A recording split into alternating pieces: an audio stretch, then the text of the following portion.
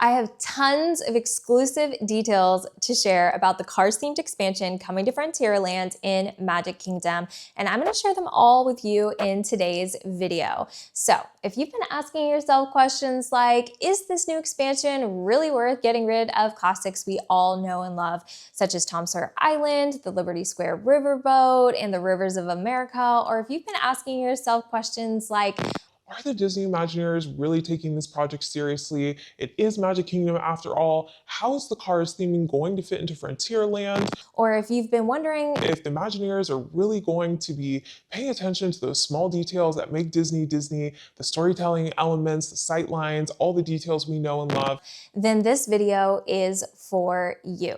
The Disney Imagineers had an exclusive meeting where they shared tons of new details about the new Cars themed expansion coming to Frontierland, and I'm going to be sharing all of those details with you. And they also answered a lot of frequently asked questions, a lot of those burning questions we have as Disney fans, and I will be sharing those answers with you today as well. We have a lot to cover, so let's get this magic started. Disney Parks blog recently shared new information about the Cars themed expansion, so I'm also going to be sprinkling those details throughout today's video so that you're completely up to date with all the new information we have regarding this expansion. Another thing I do want to note though, before we get too far into the new details, is that the Cars land at Disney California Adventure is not going to be the same one that we're getting at Walt Disney World. The one at Disney California Adventure is themed after Radiator Springs, which I personally think is the definition of perfection, but we are getting something unique to Walt Disney World, which I also find pretty exciting. The Cars story is going to be told in a unique way that is basically exclusive to Walt Disney World. So that does leave a lot of creative freedom for the Imagineers, and I'm pretty excited to see what they come up with. The new expansion will take place in Piston Peak National Park, which is going to be heavily inspired by the Rocky Mountains and more specifically by Rocky Mountain National Park. It's also going to have other nods to other American national parks, so it's really going to have that national park vibe. The reason why the Imagineers primarily chose to focus on the Rocky Mountains is because of how versatile the landscape is. So that will allow them to bring several different elements throughout the land just to make it more visually interesting and to really help with the storytelling. So I think that's a great spot for them to be primarily focused on. Some examples of some of the different elements we can expect to see are things like snow-capped peaks. So if you look at the concept art, you can see Piston Peak has snow on the top, which I think is really fun and really cool. It's also going to have lush forests. It's going to have rivers. It's going to have waterfalls. It's going to have geysers. It's really going to have, a little bit of everything, which I think is also going to be just so much fun. The Imagineers also mentioned that there will be those beautiful red rock canyons that will blend beautifully with Big Thunder Mountain. So I was really happy to hear that they would be taking Big Thunder into account since it is so close by. I personally love this theme primarily because the Imagineers have proven they can really nail this theme over the years, and there are so many examples of them doing so, but two that really are top of mind currently for me are Wilderness Lodge and Grizzly Peaks over at Disney California Adventure. I feel like over the years, Disney has probably learned a lot of lessons about how to successfully implement this theming, and they can really build upon what they've learned, iterate, and make it grander, bigger, better than they ever have, and I feel like they are going to be doing that with this land. So I'm really excited about it, but I'm really curious what your thoughts are about this theme. So let me know in the comments below. A lot of Disney fans are really upset and concerned about losing the Rivers of America, and I just so happen to be one of those Disney fans. I love the Rivers of America. I feel like it brings a lot of beauty and kinetic energy and just so much to that side of the park. And personally, it's also my favorite fireworks spot as well. So I'm truly heartbroken about losing the Rivers of America. I feel like it is definitely a big loss. And the Imagineers, I feel like, almost anticipated this objection or sadness or concern, if you will, from the fandom. So it is something they did cover pretty heavily in the call. So I wanted to share the information that they shared just so that hopefully it can make you potentially feel a little bit better, question mark. So they did mention that there would be a lot of water elements included in this new expansion. They mentioned things like waterfalls and flowing streams and things like that. You can see a lot of water elements also included in the concept art, which personally made me feel somewhat better, you could say. Another thing they mentioned that I found to be truly interesting is that there would also be geyser fields, and they mentioned that it would start in the Big Thunder Mountain area and it would essentially kind of transition and bleed over into the Piston Peak National Park. And they mentioned that guests would be able to walk around these geyser fields and see different rainbow pools, which would be like another beautiful water element. So I'm really excited to kind of see what that would actually, or what it will look like in real life, if you will, once it kind of comes to fruition. Another thing they did mention about these geyser fields is that it would also be included in the headline attraction as well. So they specifically mentioned the queue. They said that the geyser field would be a part of the queue of Rally Race, which is the headline attraction, which we will be talking about here shortly. So don't worry. It is obviously a racing attraction if you couldn't tell from the name. And so they also mentioned on the ride itself that you would be racing through these geyser fields, which I also find pretty fascinating. So it'll be interesting to see how it all comes to life, but I did feel better knowing that there would be a lot of water elements included in this land. So hopefully it makes you feel better too if it's something you're concerned about. The Imagineers confirms they are using the film Planes, Fire, and Rescue as inspiration for this expansion, but they heavily emphasize the inspiration aspect of that sentence. They said they are not directly copying anything from that film, and everything we are getting in this expansion at Walt Disney World will be unique and an original story. So I personally find that very exciting. I know a lot of Disney Park fans probably do as well. I feel like one of the biggest things that Disney Park fans have been saying for a really long time is we'd love to see more original concepts in the parks, and we're finally getting that. So I'm really excited that the Disney Imagineers have this creative freedom to create this for us, and I can't wait to see what they come up with. They also mentioned that they have gone on several trips to national parks because they really want to get this theming right for us. And another thing that they're going to be implementing is something called parkitecture. Parkitecture is something that was actually created by the National Park Service. And essentially it's a way to create structures that still harmonize with the beauty of natural elements and natural structures. So if you've ever been to a national park or maybe even just gone on a nice hike, you may have been to a visitor center, for example, and you've kind of noticed that it blends in, with kind of the outdoorsy vibe. So that's the kind of, vibe and design style that they're really trying to create this new expansion with. So I'm pretty excited about that as well. The Disney Imagineers did mention they really wanted to feel like you're walking around a national park.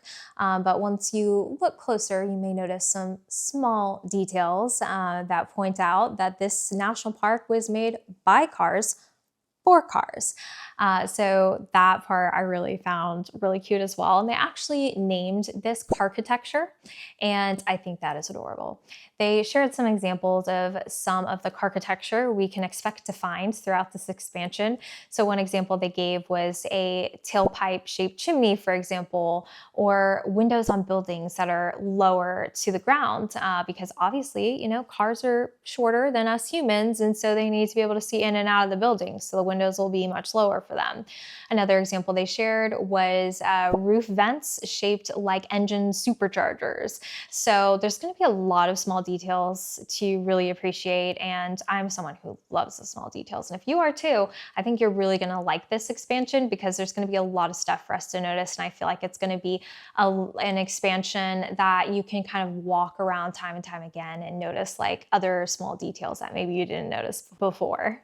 I also wanted to cover some other small details that were mentioned that are specific to Cars theming on this Imagineering call. The first is one we've sort of already hit on, and that is Piston Peak, but the name alone is very Cars-centric, and it's my understanding that it's going to be the main mountain structure in the land. It's going to be beautiful. It's going to have a waterfall, all the things. So that part is really cool. The other thing, though, that I think is even more exciting is a special geyser, and it has a really fun name. Its name is Old Tank Full, which of course is a play on words for Old Faithful, which is a geyser you can find at Yellowstone National Park that erupts periodically. And sure enough, this geyser in the expansion that we're getting is also going to erupt periodically, which is really, really cool. For those that don't know, Wilderness Lodge currently has a geyser that does this. So I don't know if it's going to be like a copy and paste situation. It's going to be the exact same thing we've seen there, or if it will be even grander, bigger, better than the one we see there, which would be very cool. Either way, the way that it exists currently at Wilderness Lodge, I find very fascinating and very fun to witness. So even if it is a copy and paste, I think it'll be a great addition to the land, but I have a feeling they're going to find a way to turbocharge it. So can't wait to find that out. The new expansion is going to have 2 new rides, and I know we are all excited about them, myself included, so I'm going to go ahead and dive right in. I'm going to start with the headline attraction, which is called Rally Race, and you can actually see the entrance for the queue of this new attraction in the new concept art. It's a little triangle building. So that's really exciting to see. Another fun little detail you can see in the new concept art is in the right-hand corner.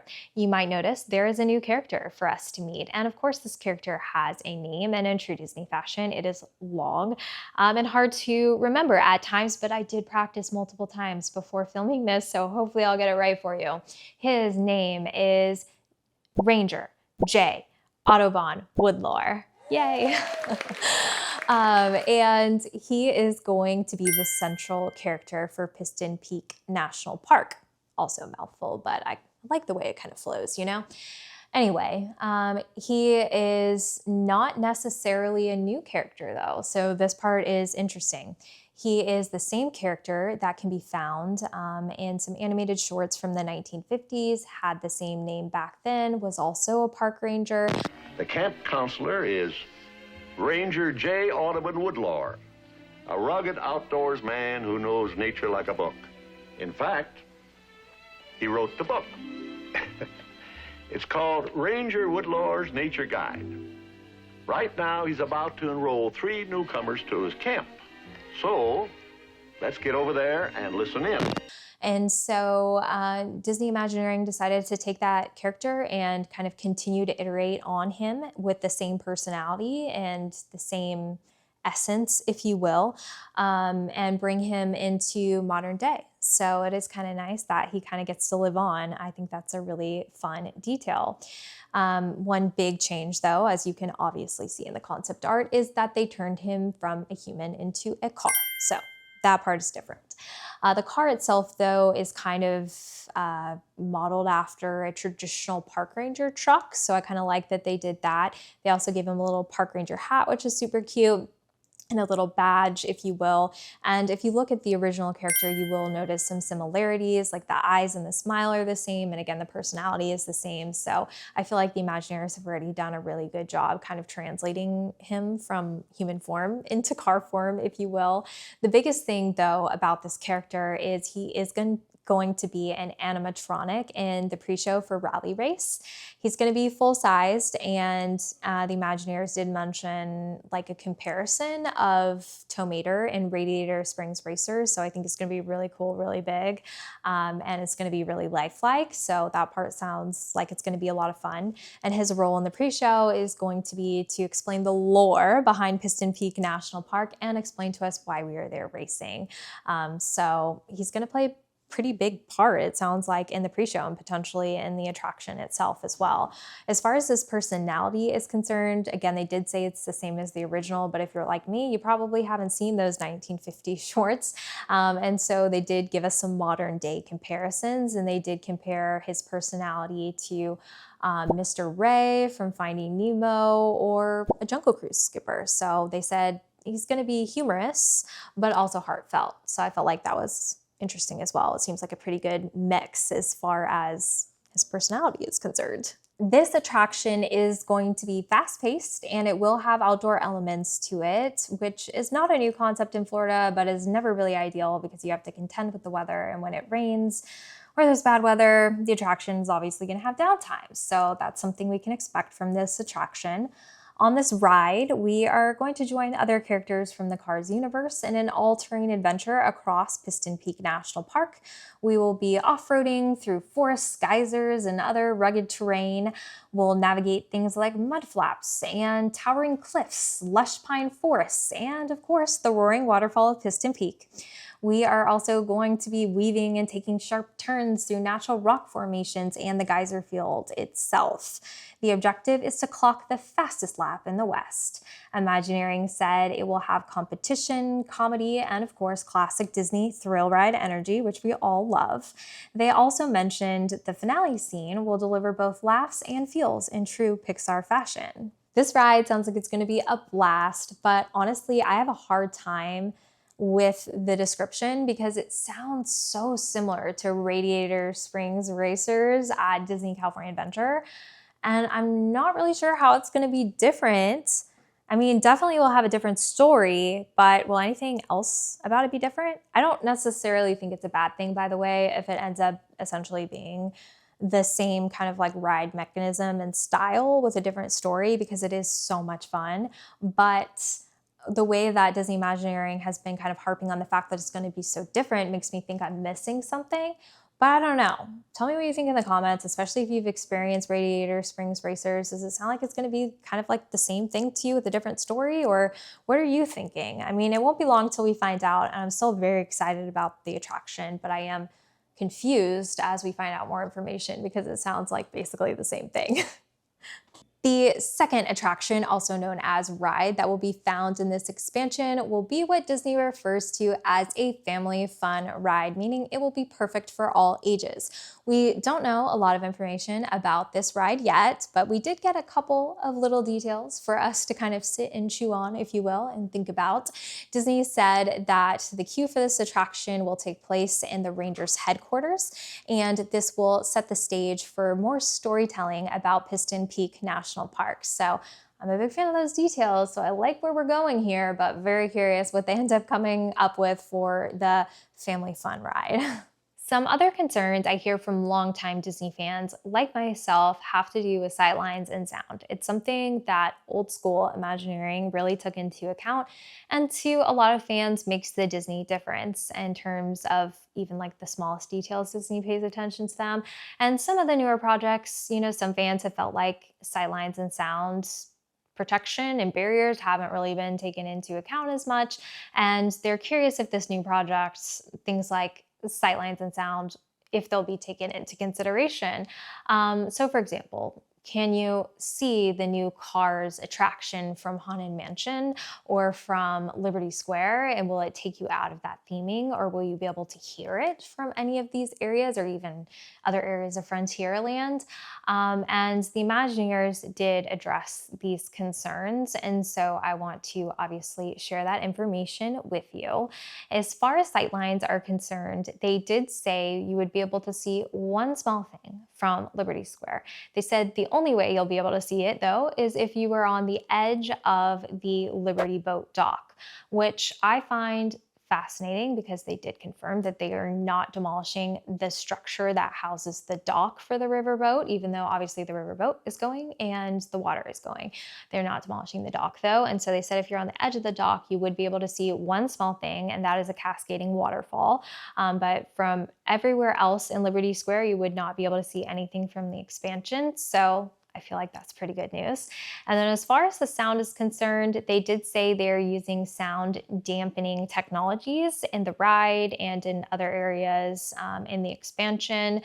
They're also utilizing, you know, some more like natural sound barriers with, you know, some of the design decisions they're making, like with the landscaping and the trees, for example, and things like that, to help kind of dampen that noise and ensure that it doesn't get out into other areas where it shouldn't be.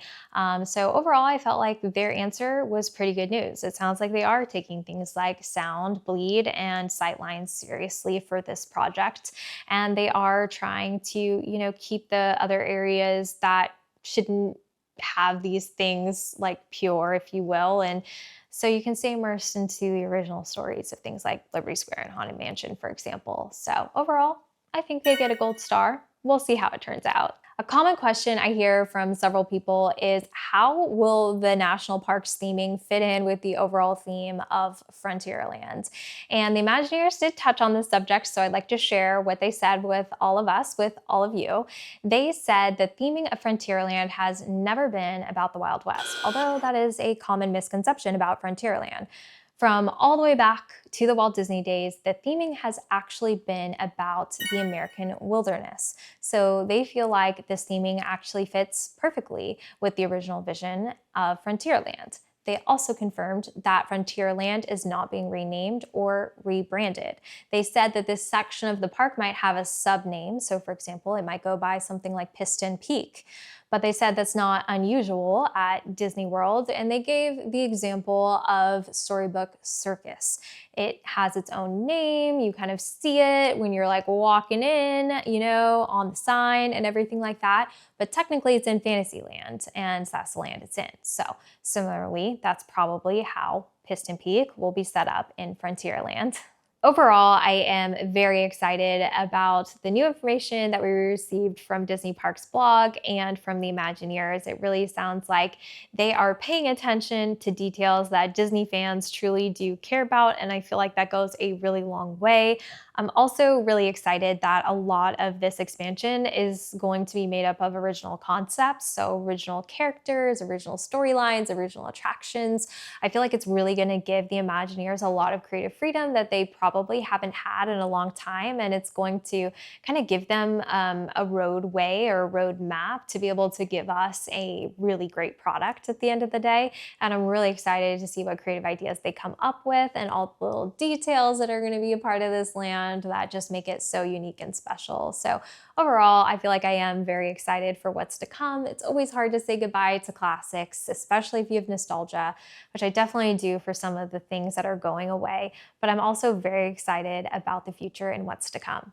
I'm really interested in your opinions too, so if you're comfortable sharing, I'd love to hear your thoughts. What are your thoughts on the new information that was shared? Are you excited about this new expansion? Do you have any concerns about the new expansion? Do you feel like it's worth giving up some of these classics for this new area? Let me know all of your thoughts in the comments below. And if you enjoyed today's video, it would mean so much to me if you would consider subscribing, if you would like the video, and you'd hit the bell notification to be notified next time I post a video. I post exclusively about Disney Parks content, and I'd love to see you here again. And in return, I promise to keep showing up each and every week and trying to be better each and every week for you. Also, a huge heartfelt thank you to my patrons who are truly the heart and soul of this channel. Without them, it would not exist. If you're interested in joining us and getting exclusive behind the scenes content from me, then the link to join us will be in the description below. Until next time, I'm Kenzie. See you real soon. Ka-chow!